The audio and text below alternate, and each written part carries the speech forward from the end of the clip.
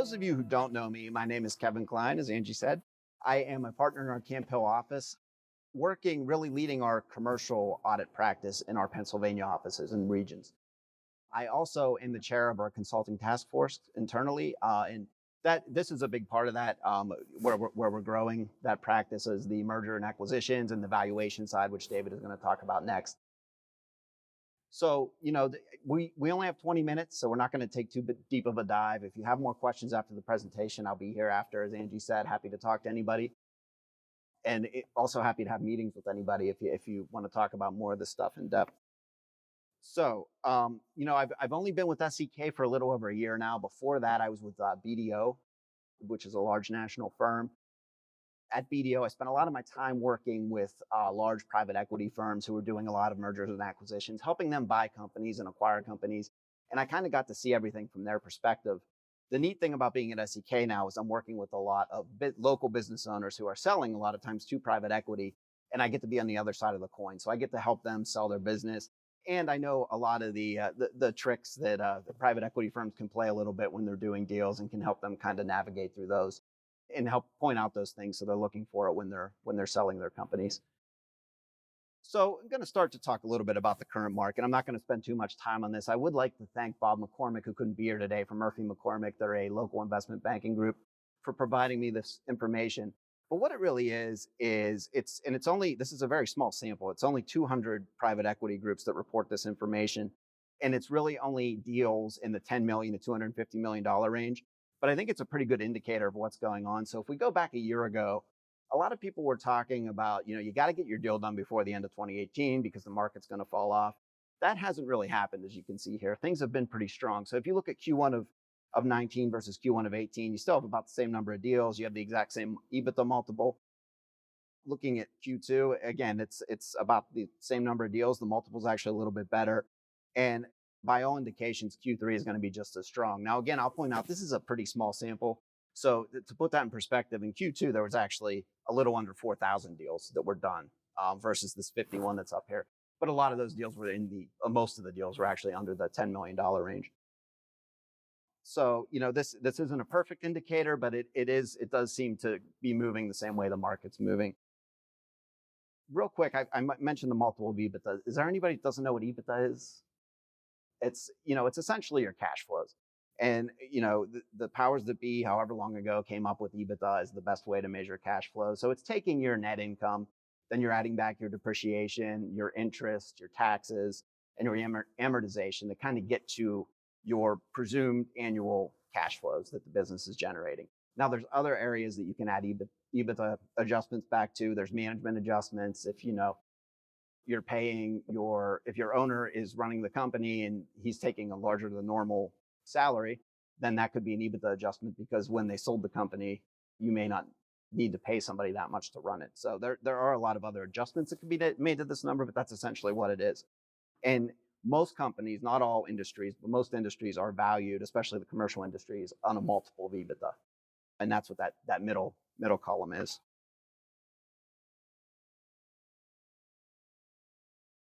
So I mentioned things are still strong. It looks like the fourth quarter is also going to be a strong deal quarter. And there's really two things driving that. So the first part is the demand. So private equity cash, in 2011, when the first baby boomers turned 65, there was about half a trillion in cash that they had to invest. Now they have just under $2 trillion. And really, they need to spend that money, because if they don't, they have to give it back. So there's a big incentive to go out and make deals. That doesn't mean they're going to make bad deals and way overpay, but it certainly makes them a little more aggressive when they're going out. And then we also have a big supply, because, baby boomers continue to transition their businesses at a record pace. That's not slowing down. And I have a couple slides here one slide, I guess, on baby boomers, some statistics.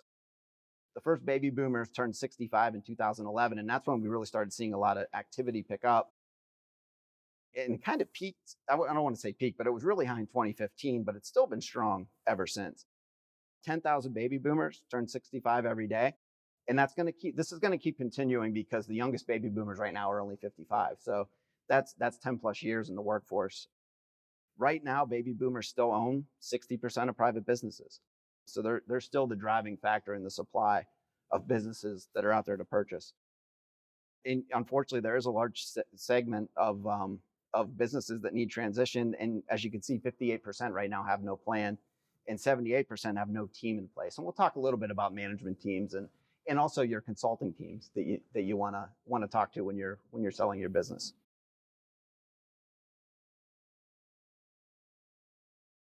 So there's really three types of buyers when you go to sell your company. There's going to be the individual buyers, and quite frankly, there's probably 10 types of subgroups of these, but I'm just going to try to stay high level. But an individual buyer, that could be somebody who's sick of their job. They want to buy a business and use that to supplement their earnings. It could be your management. If you do a management buyout and they buy the business from you. A strategic buyer is really somebody who's looking to add value to their current business. So if you think of, and a lot of times it's buying a competitor, or sometimes it's buying another industry that you're not in. So if you think of Disney buying Fox, that's a strategic acquisition where they just bought a competitor. So they bought all the Fox licensing and marketing and all their networks. CVS acquired Aetna Insurance. That's more of adding a business on that they weren't even in, because they felt the way healthcare is moving, they needed to have that insurance wing onto their pharmacy side. And finally, you have the financial buyer. So the financial buyer is really focused on return on investment. This is going to be your venture capitals, private equity, family offices. And a lot of these deals are often highly leveraged because, again, they want to not only put in what they have to and then turn it around for a big profit. So those are the three types of buyers. We're, strategic and financial, we're seeing a lot of, and usually that's where your higher offers are going to come from. That's not always the case, but that's kind of how it's been going lately. So how to maximize your deal value. And before I get into this, these are just some, again, high level points. There's more things you can do other than these, but these are the 5 things I wanted to talk about today. And really, somebody asked the question the other day when we did this presentation, when should you start planning for this? And, without thinking, I just said 5 years. So you should give yourself 5 years to get all this stuff in place.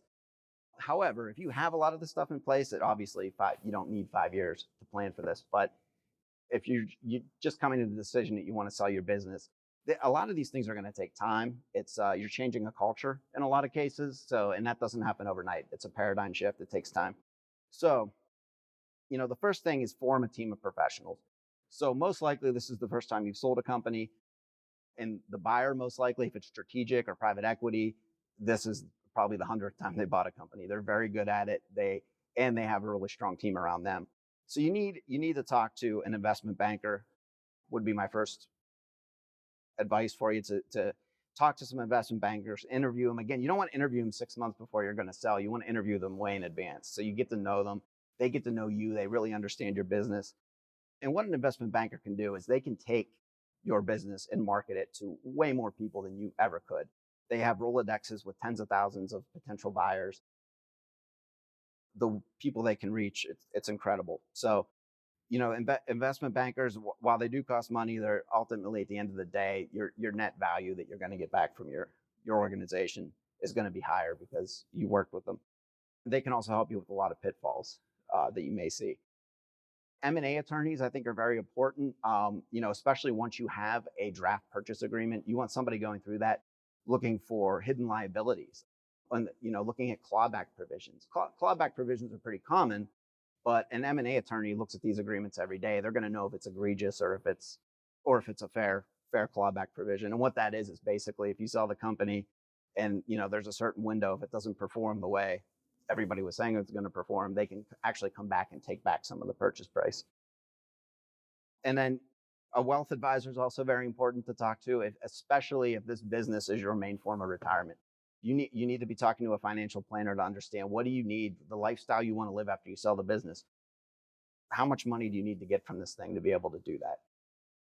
And finally, the accountant is very important. And the M&A accountant may not be the same person that does your taxes currently. You may need to talk to a different person. There's really 3 roles the accountant plays. And that's to understand the tax consequences of the deal. We're going to talk in a minute about deal structuring, but you can structure a deal really 2 different ways, and they have 2 very different tax consequences. So it's important to understand that when you're negotiating with the buyer. Due diligence is an important part of the transaction. A lot of times the buyer is going to have a finance professional like myself come in and kick the tires and really, I say sometimes set the tires on fire to see what are the pitfalls, what are the what are the hurdles. So having an accountant on your side to get you ready for that is very important. And then it kind of flows into my next point here is strengthening your financial reporting. So, if you currently aren't on GAAP or don't know if you're on GAAP, I would highly recommend getting an audit or at least a review done to get you on GAAP. Your financial statements need to speak a certain language that the buyer's going to understand. And if they can't make heads or tails of your financial information, that kills a lot of deals. So it's important to make sure your numbers are there. And during the process, they're going to ask for a lot of information. You're going to need to be able to provide a rolling 12-month P&L because they're going to want to see that every single month. They're going to, during the process, if it's a 4-month window where they're talking to you, at the first of every month, they're going to call you and ask you when it's going to be ready because they want to see how you did that last month. So again, if you don't have the ability to produce those reports and do that information, they're going to get deal fatigue, and it could end up killing the deal. The third step here is very important: institutionalizing your management team. A company, if a company cannot run without you running it, it's not going to be worth much. So you need to strengthen your management team. You need to get them the right leadership, coaching, and training, really, so the business can run without you. Because if the business can run without you and you can walk away, that's really going to give you the maximum deal for your business. A lot of times, private equity firms, really every time, private equity firms, they're not buying a company to run it. They're buying a company to invest in it. They want the management team in place. So, taking those 4 or 5 years to build up your management team is really important. You want to manage and remove risk from your organization. So if you have customer concentrations, you want to try to start diversifying your sales. You might want to have an attorney come in and look at all your contracts. Do you have employment contracts for your key individuals? Are they strong employment contracts?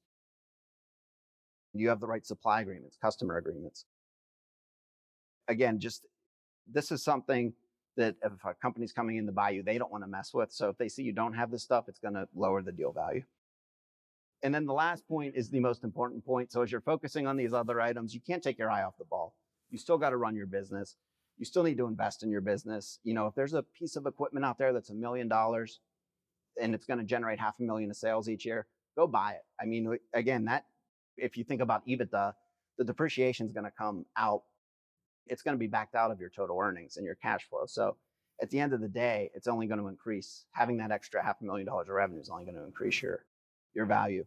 The worst thing you could do is, go through this process and then start having a bad quarter, then 2 bad quarters, and the hockey stick going the wrong way.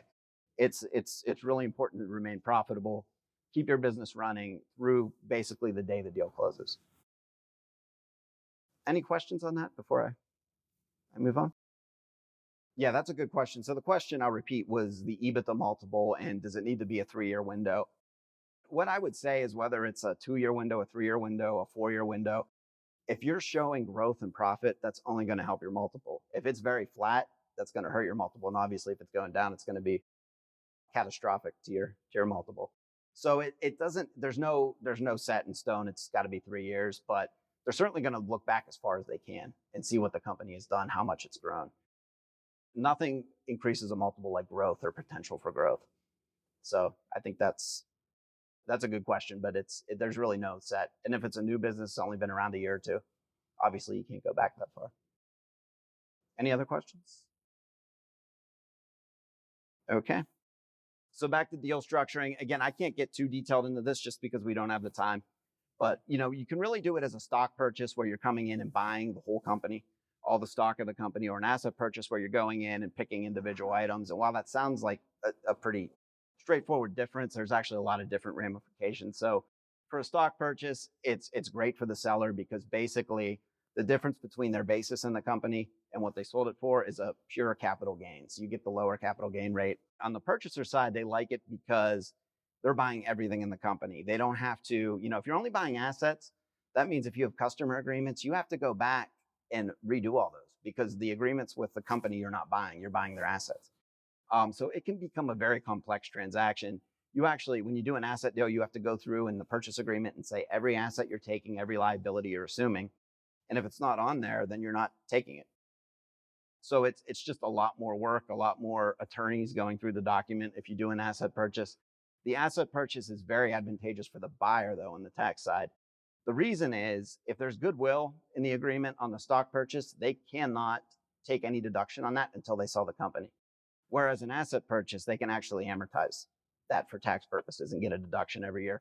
They also get to write up the value of all the tangible property that they buy. So if you have equipment that's fully depreciated and they buy it and the fair value is really $500,000, they get to write it up to $500,000 and then redepreciate it, which again is another deduction. So the advantages for the buyer actually on an asset purchase are actually greater than the advantages for a seller on a stock purchase. So, because of all these differences, they've actually came up with a while back a special election where you can do a stock deal but treat it as an asset purchase. So what that does is, and if you're working with a private equity, they're almost going to insist that you do this arrangement because it lets them buy the whole company, so they don't have to go back and rework any agreements, and also it gives them the favorable tax advantage. So your job as a seller is to understand, okay, what tax break am I giving up by doing this, and go back to the private equity company and ask for that. And what I've seen almost every time is they're happy to pay it because the advantage they're getting on the tax side is way better than the advantage you're losing. And I've seen companies get upwards of $2 million just to recoup that tax break that they're not going to get. So the problem is if you don't know this and you don't ask for it, they're not going to offer it to you. So it's one of those things that's important to understand when you're doing a deal. Talk a little bit briefly about due diligence. I mentioned it earlier. And it could take many forms. The due diligence could be just the buyer coming, doing some interviews of your people, maybe looking at inventory, talking to a few people on the line, and that's it. Or they could, hire a whole team of people from a CPA firm to come out. And I know there's some people that have gone through it in here. Anybody else go through a due diligence process? Was it painful? It wasn't too bad. How about you, Mark? Was yours painful? Yeah. Yeah, it can be pretty, because they're not just looking at numbers either. They're looking at everything. They're looking at every contract you have, every agreement you have with your key employees. I mean, they're really kicking the tires. They're looking for hidden liabilities, hidden risks, looking at the quality of earnings. So they're going to look at your aging really hard, and are you actually collecting stuff? If you're a contractor, they're going to really beat up your backlog to make sure that what you're saying the future revenue is going to be is an accurate number. So it can be a very painful process. What we've been seeing more of with sellers now, and I think some investment bankers are even encouraging them to do this, is do seller due diligence. So do due diligence on yourself before you sell. So A, you're going to be better prepared to answer questions. And B, it may result in finding some hidden additions to EBITDA. If the buyer finds those during their due diligence, they're not going to tell you about it. But if you go in before them and find these things, then you can kind of put that into your asking price for the company.